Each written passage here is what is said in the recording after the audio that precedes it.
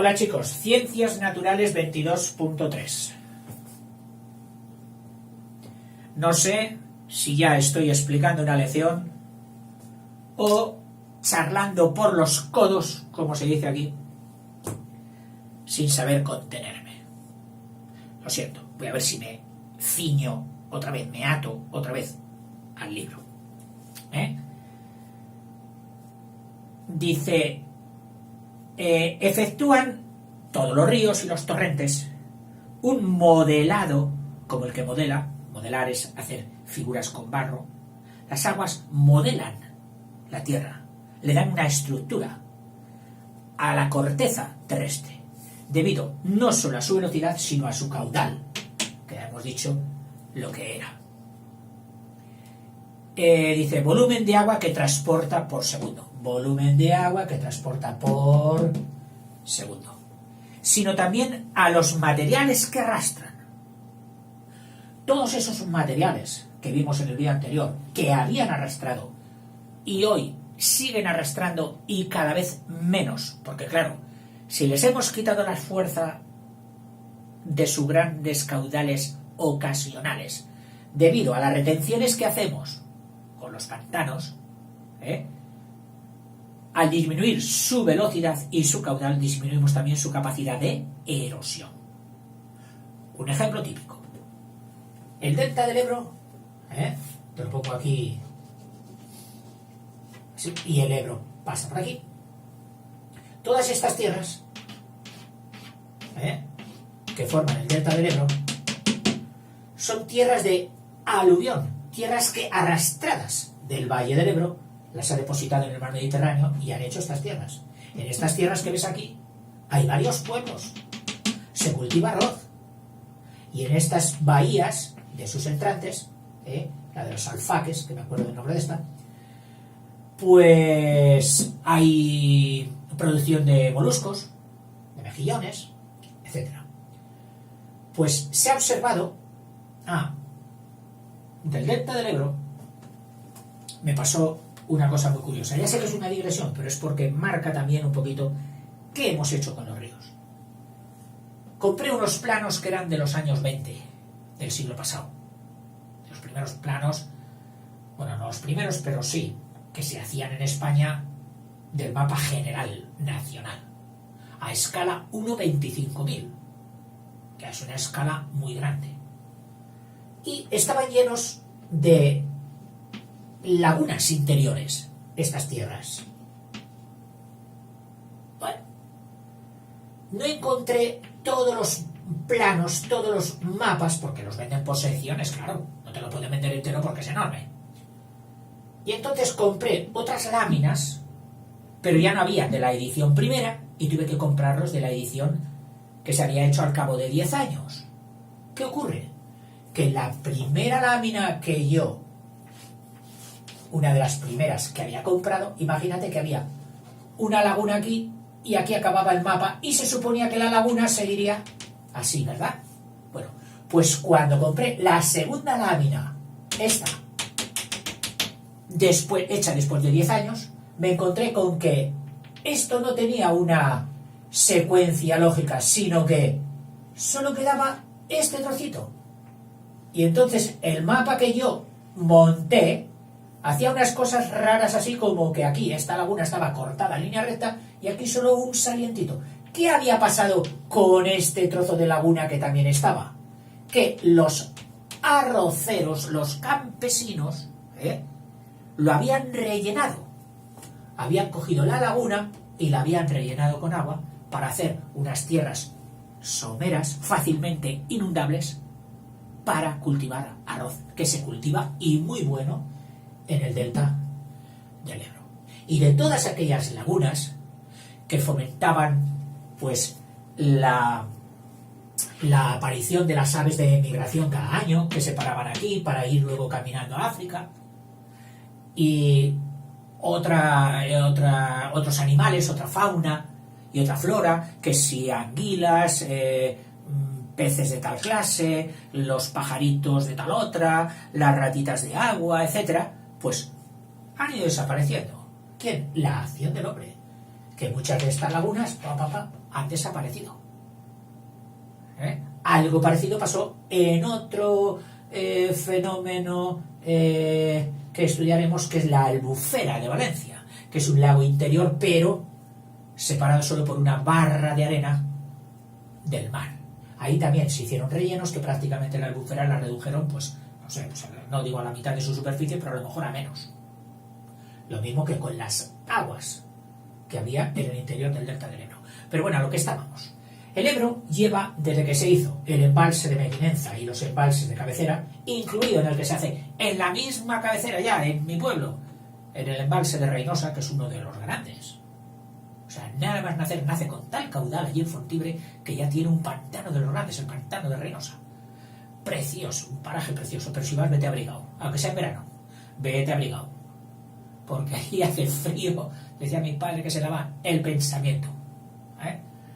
Bien, pues entonces, al haber impedido ya su velocidad y aquellos volúmenes fuertes que venían y producían inundaciones, que eran los que arrastraban, pues han observado que el mantenimiento que hacía el Ebro de sus tierras del delta, que todos los años echaba de posiciones tierras nuevas, y que contrarrestaba la acción del oleaje del mar, que tendía a coger tierras y metérselas para adentro, pues hoy, como ya no deposita tierras, el mar está logrando volver a sus fueros. Y si siguiera así y no se tomaran medidas, pues al cabo de no sé cuántos años, a lo mejor metido en un ordenador esto nos dice, bueno, pues en 2000 años no quedará delta.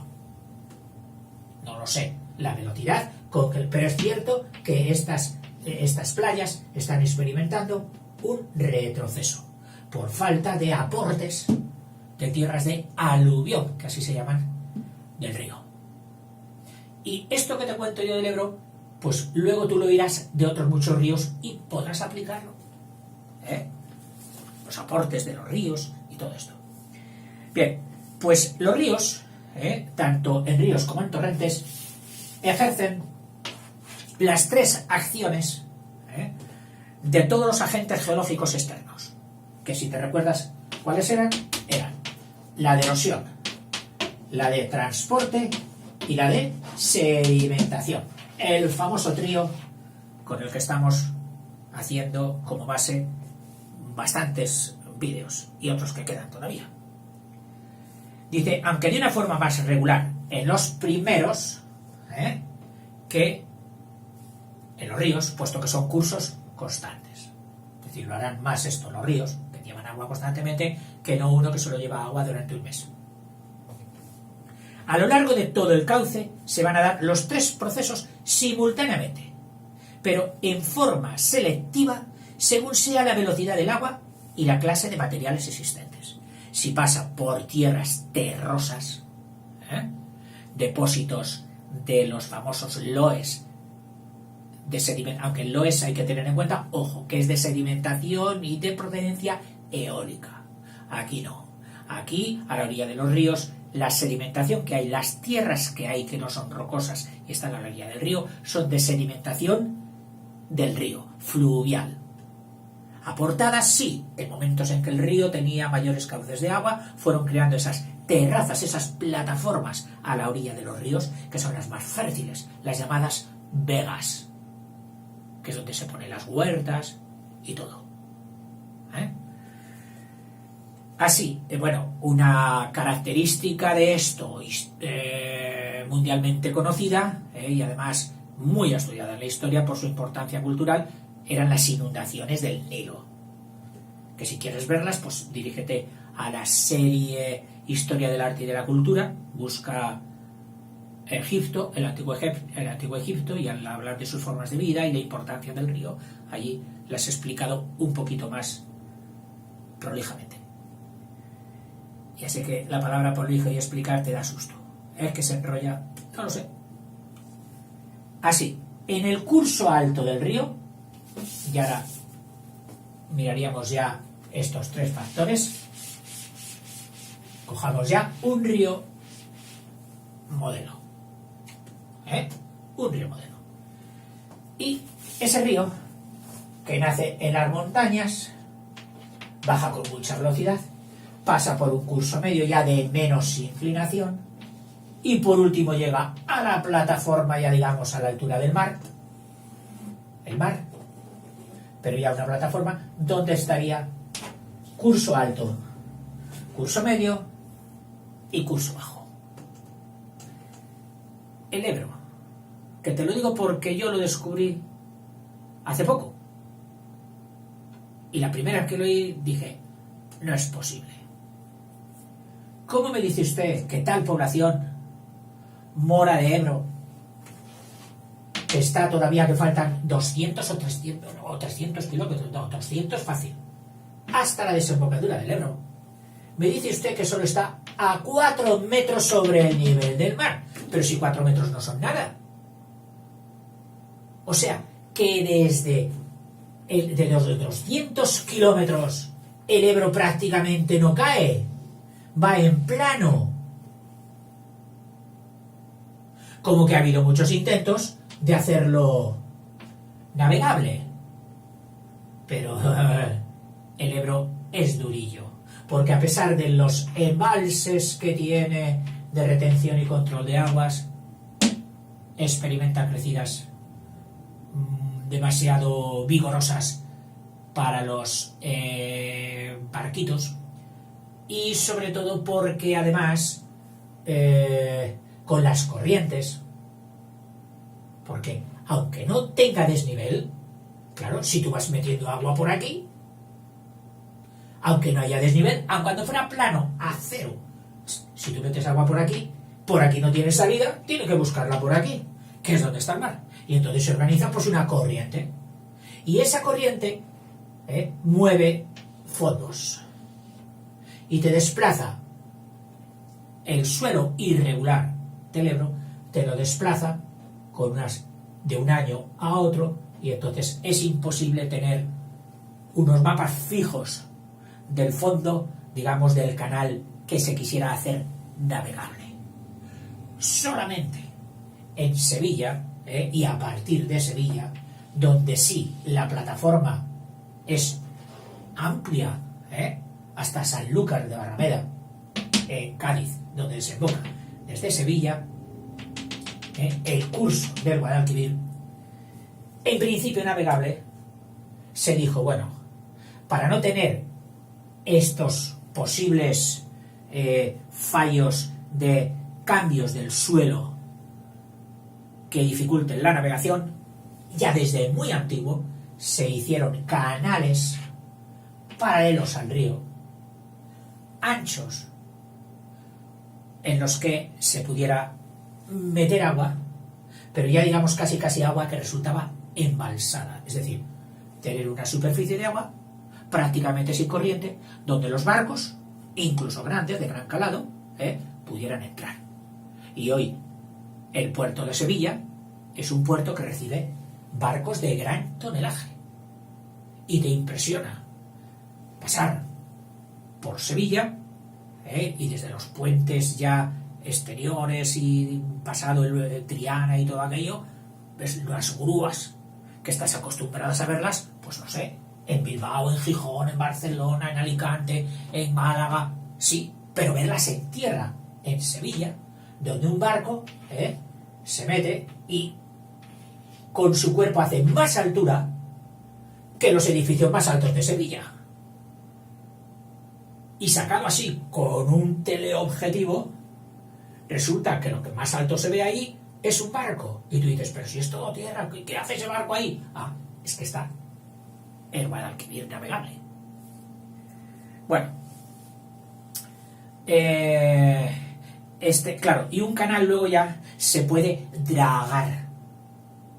Cuando no lleva corriente y tú tienes el control del agua que metes en él, se puede, si hay depósitos de limos, que siempre cuando el agua viene turbia, pues algo tiene que pasar. Entonces se meten unos barcos que van tragando con unas cazoletas, van rascando el suelo, atadas con cadenas, lo sacan y lo echan sobre el barco. Y cuando el barco ya está cargado de depósitos de tierra, esto se hace también en los puertos, lógicamente, pues entonces se va a alta mar y allá lo vierte. sin causar nada. Es necesario, si no los suelos de los puertos, los fondos, se colmatarían, colmatar, un verbo bonito, que significa rellenar poco a poco de un producto envolvente de superficie. Se colmatan. Voy al libro, perdón. Dice, en el curso alto del río, que suele tener mucha pendiente, el agua llevará una gran velocidad y predominará en acción erosiva, es decir, de la erosión, transporte y sedimentación. Aquí la erosión será grande, la de transporte también será grande pero menor, y la sedimentación prácticamente nula. Ahí las tierras arrancadas no las deposita en el lecho del río, las sigue arrastrando. Eso en el curso alto. En el curso medio, con menos pendiente, pero ya mayor caudal, porque claro, no solo ha recibido este río, sino al otro afluente, y al otro afluente, y los arroyos y todo esto, más caudal, pero menos pendiente, ¿qué es lo que predomina? Será más fácil, aquí la protagonista será el transporte. Ya no arrancará materiales, pero sí los seguirá transportando. O sea, la erosión aquí ya es más pequeña y todavía la sedimentación ya es un poquito mayor que aquí. Y por último, ya te puedes imaginar el tríptico del curso bajo, donde la erosión será prácticamente nula, el transporte habrá disminuido y la sedimentación ya será máxima. Todo lo que tenga que depositarse se depositará ya en esta parte última, donde la velocidad y la pendiente son mínimas. A diferencia de la meteorización, acuérdate de la acción de la atmósfera, la meteorización, que trabaja superficialmente en la superficie, la erosión fluvial,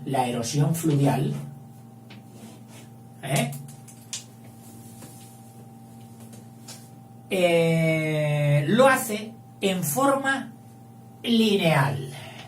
Claro, la meteorización, el aire todo lo cubre y lo actúa por sobre toda la superficie. El río no. El río lo hace por donde pasa. Y por donde pasa es prácticamente una línea. No recta, quebrada, pero línea. Es decir, el agua ahonda el cauce por donde discurre y forma valles con el perfil en forma de V.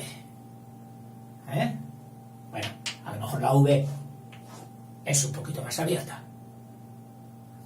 En el fondo observaremos pues una plataforma por las tierras de sedimentación, más o menos intensa, en el medio del río, pero las laderas serán todavía, si son causadas por la erosión de épocas prehistóricas, la V será pronunciada. En la forma del valle influye mucho la naturaleza del terreno. Pues será más abierto, cuanto más blandas sean las rocas. Claro, si esta roca es blanda, pues se va para abajo. Pero si aquí había una roca dura, pues sí, a base de muchos años la habrá desgastado, pero la roca ha puesto resistencia y sigue ahí con sus cárcavas, estando en una pendiente mucho más vertical. Tierras blandas, V abierta. Tierras duras, rocas, V cerrada. Si estas son duras, se forman valles más hondos y con paredes más verticales, y surgen los famosos desfiladeros, por cuyo fondo, es decir, paredes rocosas. ¡Hala! Estamos pasando, mira, el río lo tenemos aquí la carretera o el camino, y unas paredes inmensas a ambos lados. Esto es un auténtico desfiladero, que vendría ni más ni menos de que por ahí hay que pasar en fila. Cuando llevas un grupo de niños por el campo así y hay un sitio estrecho, sin que tú lo digas, surge la fila, porque solo puede pasar uno, pues hijo, uno detrás de otro. Pues lo mismo pasa en los desfiladeros estrechos, lo que hizo la erosión del agua durante tantos miles de años, y hoy pasa por ahí el río y los ingenieros de obras públicas se las han ideado para ganar un trocito al río e ir metiendo la carretera, que irá plum, plum, jugando y trenzándose con el río pasando por debajo. Y a veces las líneas férreas que no pueden hacer esas curvas, pues no han tenido más remedio que meterlas por aquí, y ves que aquí, plan, hay un puente, una cosa así, y está pasando el tren por ahí, de un agujero de la roca a otro agujero de la roca, como pasa en el célebre desfiladero de Pancorbo, en el norte de la provincia de Burgos. Precioso el desfiladero de Pancorbo, también tienes que ir a verlo. Y ahí hay un sitio donde el tren pasa de agujero de la roca, de túnel a túnel, sobre el río y la carretera que pasa por aquí. Te puedo decir también el nombre del río. Es el río Oroncillo. Te lo digo porque yo estuve estudiando bastantes años en una zona muy próxima y todas aquellas tierras me son muy familiares y muy queridas. Bueno, los desfiladeros estrechitos. Luego están los desfiladeros pero a lo bestia, y por aquí ya pasa el río, pero hay un gran mordisco hecho a la planicie continental. Serían los cañones, el cañón del Colorado, el cañón de tal, el cañón de cual. Y luego hay otras que por su configuración curva, recuerdan el gesto de esta herramienta, la antigua de cortar mies, que era la hoz. Entonces, cuando hay un desfiladero y que además hace curvas, se les llaman las hoces, pero no dejan de ser desfiladeros. Y otras más todavía angostas, donde parece que no hay ni siquiera V posible, porque el corte de las rocas puede ser así. Es decir, que está pasando aquí el río y la carretera y tú miras por aquí y no ves cielo, solo ves roca. Esto es una garganta. Será más en los torrentes de aguas bravas y salvajes que en los ríos ya determinados, pero a veces sí. Esto es como una garganta. Oiga, es que por la garganta mira usted y no se ve nada. Bueno, pues aquí lo mismo. Estás yendo y no ves, o sea, hasta que no pegas la siguiente curva no ves la siguiente, y luego la siguiente y luego la siguiente. Y durante mucho trecho no has visto campo abierto. Has pasado por unas auténticas gargantas. Sitios espectaculares todos. Preciosos. Si en las vertientes alternan materiales blandos y duros, o sea, hemos hablado de los blandos, Vs abiertas. Hemos hablado de los duros, Vs cerradas. Pero si alternan, pues ¿qué sucederá?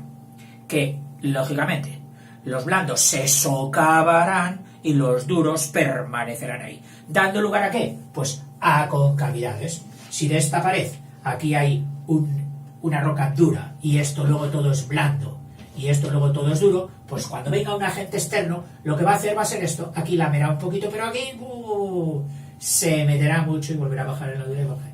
Entonces salen estas cárcavas entrantes. Se producirán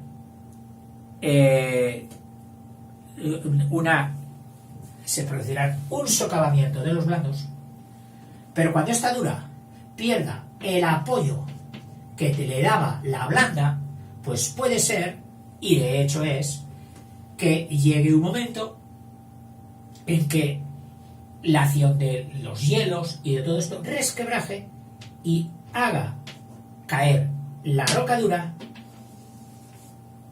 desplomándose. Claro, uy, aquel trozo de roca saliente, qué poco le queda. ¿Por qué? Porque está muy saliente y aquí hay una cárcava que no le apoya y todo esto puede hacer así. Lo mismo pasa en las aguas de mar cuando las aguas de mar van socavando una zona blanda y queda la roca dura aquí, acaba cayendo al mar. Y se colocará ahí y dirá, joder, esta piedrota, ¿quién la tiraba aquí? El mismo mar que socavó por debajo y le quitó sujeción, le quitó apoyo. Y dice, y esto, lógicamente, pues, ¿qué ocurre? Que si se cae la roca blanda, que era la que mantenía la estrechez del valle, hace que al desaparecer esta roca dura que se ha caído, amplíe o abra la V, haga que el valle sea más abierto, por desplome de las rocas duras que al perder sujeción de las blandas con las que iban intercalados han ido cayendo. En los cauces abiertos, en las rocas duras, se forman remolinos que labran el fondo. Esto era el terror de nuestra imaginación infantil. Te ibas a bañar y decías, no vayas a ir, que hay una olla, hay una poza. Es decir, debajo del agua mansa del río que se veía pasar así en verano, mansita, te decían, no os metáis por ahí que hay una olla, que hace 2 años, hace 4 se ahogó fulano. Y teníamos auténtico terror. Y nos imaginábamos que en un momento, cuando ibas nadando por encima, un remolino de agua te pudiera meter por uno de esos agujeros. Que no eran fábulas. A lo mejor en aquel caso concreto sí, pero existían. Y ha habido algunas verificaciones de ollas en los lechos de los ríos, el mismo Zaragoza, del Ebro a su paso por Zaragoza. Hace unos años, en el fondo del río, si el agua del Ebro es esta, en el fondo del río, un autobús tuvo la enorme desgracia de caer por el puente. Bueno, pues ese autobús nunca se ha encontrado. Y una de las hipótesis era que el Ebro tenía aquí unas pozas por donde los labran ellos, los ríos. Van buscando siempre lo hondo, la llamada de la gravedad para el agua, y si el material es blando, lo van horadando y van haciendo auténticas galerías por debajo del lecho normal del río. Es decir, si tú tiras aquí la típica soga con los nudos para ver la profundidad, te dirá, ¿profundidad? Oh, pues oye, tiene aquí 20 metros, qué profundo, sí. Pero es que por debajo de ese lecho puede tener otro río subterráneo, por donde al parecer cupo un autocar entero. En el grupo que yo estudiaba, tuvimos la desgracia, yo no estaba presente porque era de otro año, de perder un compañero. Y era un río pequeño, el río que os he dicho antes, el Oroncillo. Que haciéndonos una gracia, pues el director dijo, pueden bañarse, pero con mucho cuidado, y mucho esto, mucho lo otro. Bueno, pues uno de los compañeros tuvo la desgracia de ser ingerido por una olla. Cierto es que tampoco sabía nadar muy bien. Entonces en estas ollas de los ríos, que a veces son como ciegos, pero claro, hacen sus remolinos, sus turbulencias del agua, y si caías en una turbulencia y no sabías nadar y algo tiraba de ti para abajo, fue fatídico. Algún compañero logró darle la mano, pero fue imposible sacarle. ¿No? Prudencia, sobre todo cuando te bañes. Y yo reconozco que fui un forofo y también a veces un poco imprudente, porque veía un charco y ahí me metía. O como todos los jóvenes, vemos agua y ¡oh, a bañarse! Pero con los ríos, si no los conoces, hay que tener muchísimo cuidado. Y fiarte siempre de lo que te digan tus mayores. Poca materia hemos desarrollado. Y ya no sé si se ha pasado el tiempo o no, que me dice mi relojito. A ver, acabo con esto. Y dice... garganta están los cauces abiertos. Dice formando ollas, las ollas, y otras veces marmitas de gigante. Es decir, los ríos socavan unas hondonadas tan extensas que las llaman marmitas o cazuelas de gigantes. Y ahí la gente, sí, ahí está la marmita del gigante de tal sitio, de tal río, donde el río ha excavado en tierras blandas una hondonada. Las cascadas, erosión, las cascadas, viene por esta altura el río y aquí encuentra una falla donde se rompieron los estratos en un movimiento orogénico y entonces la tierra continúa a este nivel. Claro, el río que venía tan tranquilamente por aquí, las cascadas o desniveles bruscos en el cauce del río se forman por la distinta dureza de las rocas, dice, o bien por terremotos que rompen la corteza terrestre. O sea, se comprueba fácilmente y hasta se puede ver que este tipo de roca es el mismo que hay aquí. Es decir, el estrato 1 continúa aquí, el estrato 2 continúa aquí. ¿Aquí qué hubo? Aquí hubo un corte, lo que se denomina en geología una falla, que estudiaremos más adelante. Estos suelen provocar cascadas. Otras, como unas que vi yo claramente hace poquitos y que tengo algún vídeo en geografía sobre las lagunas de Ruidera, por si quieres verlo. Lagunas de Ruidera. Pues ahí los estratos de la Tierra venían así, en esta dirección. Entonces la Tierra, pues colmata todo esto, lo rellena, pero cuando vienen las aguas, ¿qué ocurre? Pues vienen por aquí y al llegar aquí no pueden horadar, erosionar la piedra de esta forma. Pero cuando sobrepasan la piedra, caen, y entonces tierra más blanda siguen horadando. Y vienen aquí y siguen horadando. Y entonces eran cascadas sucesivas. Y entre cascada y cascada había una superficie que en buena época de lluvias se llena y da origen a lagunas. Pues ahí se veía claramente cómo los estratos salían y hacían que el agua fuese saltando. Las lagunas de Ruidera, preciosas. Además tuve la gran suerte de ir un año de lluvias y besar el santo. Digo, ¿por qué? Dice, porque esto hace 15 días no tenía agua. Es decir, hacía 15 días no había agua, estaban secas las lagunas. Y cuando yo vine, y las podéis ver en el vídeo, estaban a rebosar, preciosas. Bueno, pues ves cómo trabajan los ríos. Dice, o bien por terremotos que rompen las fallas, la corteza terrestre. Y si el salto es de grandes proporciones, entonces las pasamos a llamar de cascadas a cataratas. Cascada la hija y cataratas la madre, las famosas del Niágara, del Iguazú, etcétera, etcétera. En una cascada o catarata, si será más grande, será un retroceso aguas arriba, y su atenuación por erosión vertical del río y por desplomes, con lo que tiende a desaparecer el accidente, transformándose en un rápido donde la corriente se desliza tumultuosa y con remolinos. Es decir, a ver si esto te lo puedo explicar.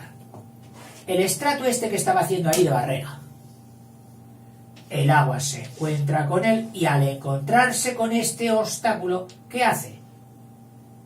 Revierte, hace un remolino como en contra.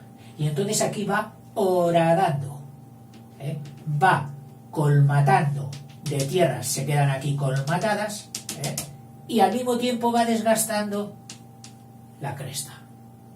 Este fenómeno de retorno del agua, te leo, dice, en una cascada será un retroceso de aguas arriba, es decir, el agua que venía a X velocidad cuando entra en la influencia de la barrera, disminuye de velocidad. Y entonces ahí entra una corriente de agua veloz, pero las laterales ya son de menor velocidad y van como en dirección contraria. Están haciendo ahí un desgaste lateral de las paredes y las demuelen, cayendo esos materiales en el lecho del río.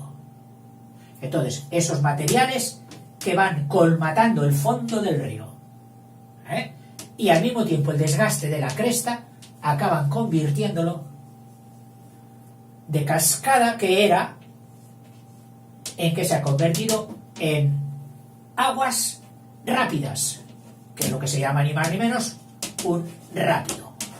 Si en aquella zona de los rápidos de tal comarca es donde el río, que en otras comarcas anteriores venía ya casi llano, pero claro, como ha tenido que salvar este desnivel geológico, y que en principio hace eras arcaicas había una cascada, hoy es un rápido, y al fondo del rápido ya pues a lo mejor todavía queda parte de cascada, pero bueno, cuando se acaba el rápido pues ya entra otra vez en aguas planas.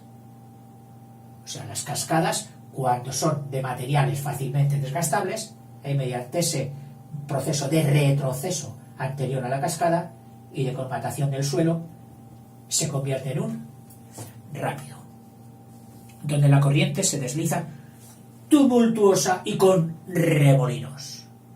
Pero esos remolinos no te suelen tragar, esos remolinos te cogen y te arrastran. En las películas es donde mejor se ve esas escenas tan emocionantes, con la ¿cómo iba a decir? Con la balsa de los pioneros del oeste, en fin. Por cierto, que estos rápidos también, hasta hace poco en España, eran aprovechados para el transporte. ¿De qué? De las talas de zonas montañosas. Con abundancia de madera, talaban, organizaban balsas y luego había que bajarlas por estos rápidos. Y había que ser muy ágiles para dirigir la gran balsa con troncos, transporte de madera, por el río, hasta llegar a la zona ya plana, donde el río entraba en otra vertiente ya sin corriente, no podía ser trasladado, y se bajaban y se transportaba pues al principio en caballerías y luego ya por camiones. Esta erosión regresiva de los ríos en general, y no solo exclusiva de los tramos en cascada, a ver, leo bien, esta erosión regresiva, es decir, esta erosión de regreso de las aguas, es general, dice, o sea, se da en todos los sitios donde hay cascada, pero dice, pero incluso donde no hay cascada también se da, por lo que pueden invadir incluso a base de lamer lateralmente. Es decir, si yo te pinto ahora aquí dos cuencas, una cuenca y otra cuenca, que no significa el agua va por aquí abajo, pero el agua de lluvia que cae aquí pertenece a esta cuenca y va a este río. Pero claro, si este río está continuamente comiendo lateralmente tierras, pues puede que llegue un momento en que esta cuenca se coja a esta otra cuenca. O sea, ha habido como una asechanza, como una agresión de cuenca a cuenca. ¿Eliminando qué? Eliminando la barrera que separaba a ambas. Se la han ido comiendo. Entonces, a esto lógicamente se llama, pues como una palabra lógica y natural. Esta cuenca ha capturado a esta otra. Captura de cuenca. Una cuenca ha capturado a la otra, eliminando la barrera que separaba ambas. Al disminuir la erosión y aumentar el transporte, al disminuir la erosión y aumentar el transporte, el valle se ensancha. Es decir, si aquí podías tener una V cerrada, aquí la V ya será de este tipo. Y aquí, pues será de este tipo. la V se va abriendo, la V del valle, formando, o tomando forma ya de más que de V, de... Esto es una forma de artesa, palabra bonita, artesa. Si has visto una especie de cajón de madera que tiene esta forma, ¿dónde? Aquí se puede hacer de todo. Se puede utilizar para echar yeso y agua y hacer la mezcla del yeso para dar a las paredes, y será una artesa, artesa de albañil. Se puede echar, por supuesto, no en la misma, en otra, se puede echar harina y agua, o mezclarlo y hacer la masa para el pan. Esa será la artesa del panadero. Se puede echar, y aquí me río ya porque me recuerda a mi infancia, se puede echar un poco más larguita, comida, patatas machacadas, desperdicios, verduras viejas, todo lo sobrante, que no sea plástico, y ponérselo de comer, ¿a quién? A los que comen todo y nunca rechistan, que son los cerdos. Esa artesa, en mi pueblo se llamaba cuezo. Y mi padre, cuando faltábamos a la educación en las comidas, y decía, sí, hala, tú, al cuezo, como los cerdos. Porque habíamos tirado agua, porque habíamos tirado comida. Y era curioso que los cerdos venían aquí cuando les ponías esto. ¿Y tú te crees que se ponían aquí enfiladitos? ¿Qué va?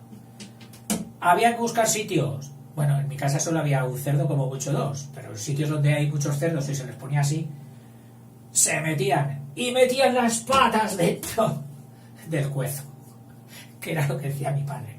Cuando cogíamos algo con la mano y nos reñía, dice, ya está metiendo las patas en el cuezo. Eso es una artesa.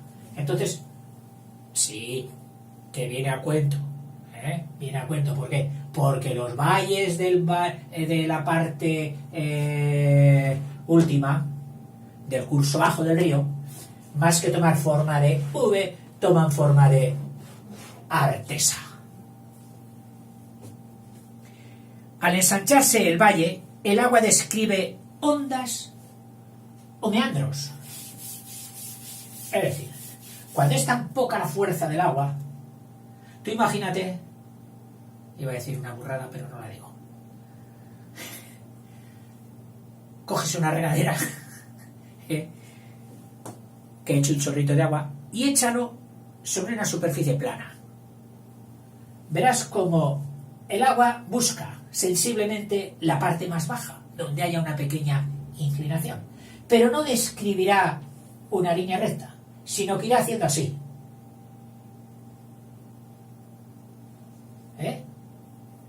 Buscando la parte más baja del suelo, y a veces, pues por contagio con alguna piedrecita o algo que le sirve como de atractivo, como de adhesión, y describe estas curvas. Por lo mismo les pasa a los ríos en la parte del curso bajo. Van buscando la parte profunda y la debilidad de los materiales, donde ven que es un poco más profundo y que al mismo tiempo la tierra es blanda, el río tuerce por ahí. Y vemos como un río que venía así desde la zona de cientos de kilómetros, y siempre había venido poco más o menos, pues que se adivinaba hacia dónde iba. Pues llega de repente esta zona que es tan plana que el río empieza a hacer así, luego así, luego así, y hay zonas donde ha hecho esto.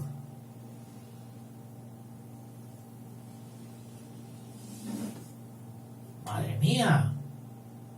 Claro, quien ve al río aquí dice, oye, pero si este río, el Ebro, te pongo otra vez de ejemplo, dice, si este río siempre iba de noroeste a sureste.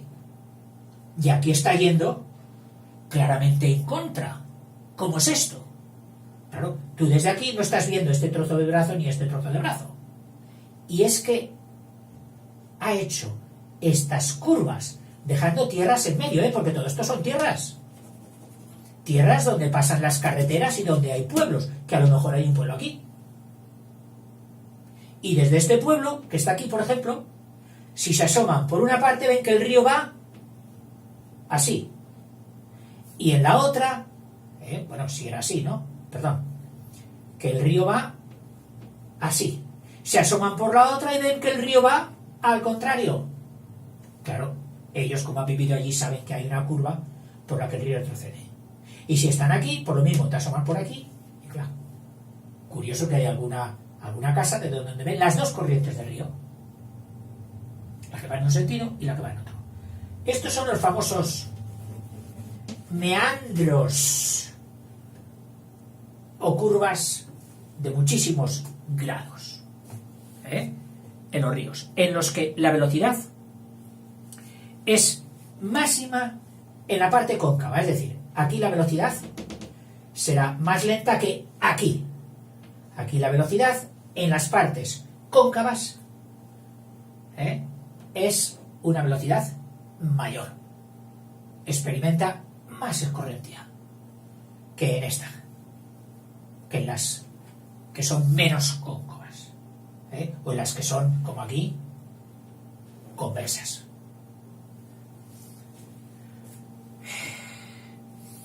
En la cosa, lo que se traduce en un efecto erosivo en la primera, es decir, si aquí además aumenta la corriente, pues se va comiendo la pared que tiene ahí. Aumenta ahí la erosión. Y en la segunda, las tierras que ha erosionado de aquí, las expulsará a continuación en las zonas que ya no tienen tanta concavidad. Lo arrancan material de la cóncava y lo sueltan en las siguientes. Si viene otra concavidad, por ejemplo así, pues arrancarán de esta zona de la concavidad y expulsarán los materiales en las siguientes. Con lo que el meandro se hace cada vez, pues, más ancho.